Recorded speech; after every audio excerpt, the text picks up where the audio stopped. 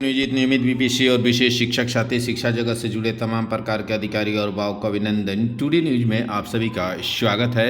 शिक्षक और चुनौती 2 पॉइंट, सरकार से शिक्षक नाराज क्यों हैं? जी हाँ फ्रेंड्स, आइए देखते हैं शिक्षक और उनसे जुड़ी चुनौतियां क्या है। और मेरे चैनल को पहली बार विजिट कर रहे होंगे तो मेरे चैनल को सब्सक्राइब कर लीजिएगा।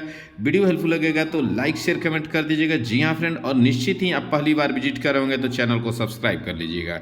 आइए देखते हैं क्या कुछ है शिक्षक और चुनौती द 2 पॉइंट, सरकार से लड़ते हमारे शिक्षक नाराज क्यों है। सबसे पहली चुनौती शिक्षक और सरकार के बीच जो बनी हुई है वो वेतन को लेकर के बनी हुई है। जी हाँ फ्रेंड्स, वेतन भुगतान को लेकर के शिक्षक काफ़ी नाराज है।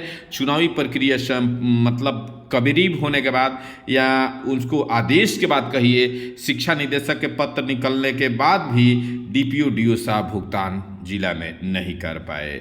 और यह खुलेआम चुनौती दिए शिक्षा विभाग निदेशक को कि भुगतान आप चाहेंगे तो नहीं होगा। कुछ ऐसा ही सीनिंग हुआ। मात्र 10% वो भी प्रधान शिक्षक प्रधानाध्यापक का भुगतान हुआ, बाकी 90% फंस गया। अब सवाल ये है, अब तो छठ पूजा बीत गया, कल से बैंक की करावधि चलेगी।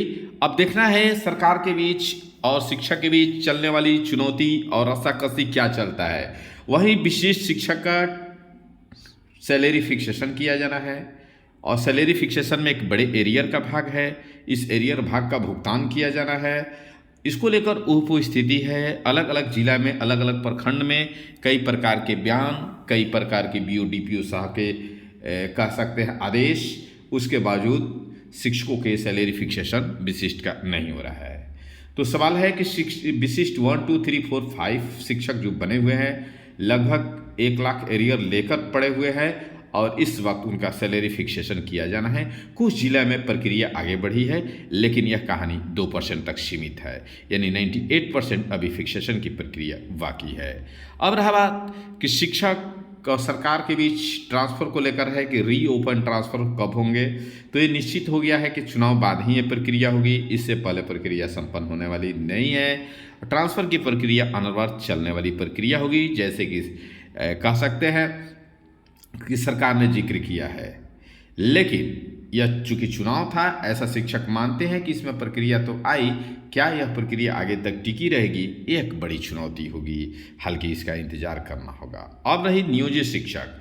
नियोजित शिक्षक का भी चुनौती है कि कोर्ट के आदेश के बावजूद भी सरकार और शिक्षा विभाग के अधिकारी ये मानने को तैयार नहीं है कि प्रोन्नति दे दिया जाए।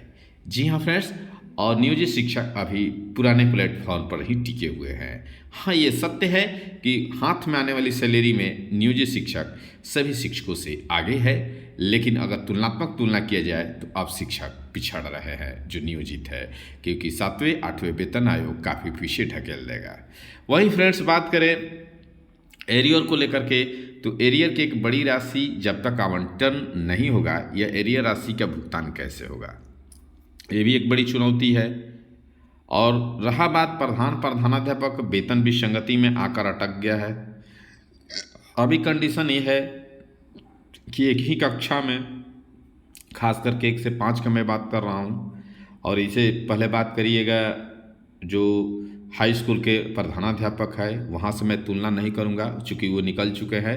32,000 हाई स्कूल का पेमेंट्स है, जहाँ 35,000 उनका हाई स्कूल प्रधानाध्यापक। लेकिन यहाँ विशिष्ट शिक्षकों का 32,000 हो गया, तो फिर ये प्रधान का 30,500 क्यों रुका है? जहाँ तक जानकारी ली जा रही है उसमें वेतन संरक्षण लाभ मिलने के बाद भी प्रधान पीछे रहेंगे। इसका मुख्य वजह रहा है कि 2003 के प्रधान तो आगे निकल जाएंगे, लेकिन और प्रधानाध्यापक प्रधान जो बने हैं वो पीछे छूट जाएंगे। तो एक बड़ी चुनौती है, इस चुनौती का सामना करना है और देखना ये है कि आने वाले दिनों में क्या कुछ मिल सकता है। ये एक बड़ी चुनौती है। और कल से बैंक खुलने के साथ ही जो प्रधानाध्यापक का वेतन अटका हुआ है मिलना चाहिए। वहीं फ्रेंड्स, विशेष शिक्षकों का सैलरी फिक्सेशन करके उनकी सैलरी को देना होगा। तो ये काफ़ी चुनौती है। तो उम्मीद करते हैं कि शिक्षक और सरकार की चुनौतियों में इसमें जूझना है। और शिक्षक नाराज है, यह बता रहा है इस बार का कह सकते हैं व्यू वोटिंग जो कहा जाए, जो पोस्टल यूनिट का वोट होता है पीयू का, वो नाराज़गी है और काफ़ी नाराज़गी देखने को मिल रही है। बढ़ चढ़ कर के काफ़ी शिक्षक हिस्सा ले रहे हैं इस नाराज़गी को। तो पीयू बताएगा चुनावी प्रक्रिया में क्या कुछ आ सकता है।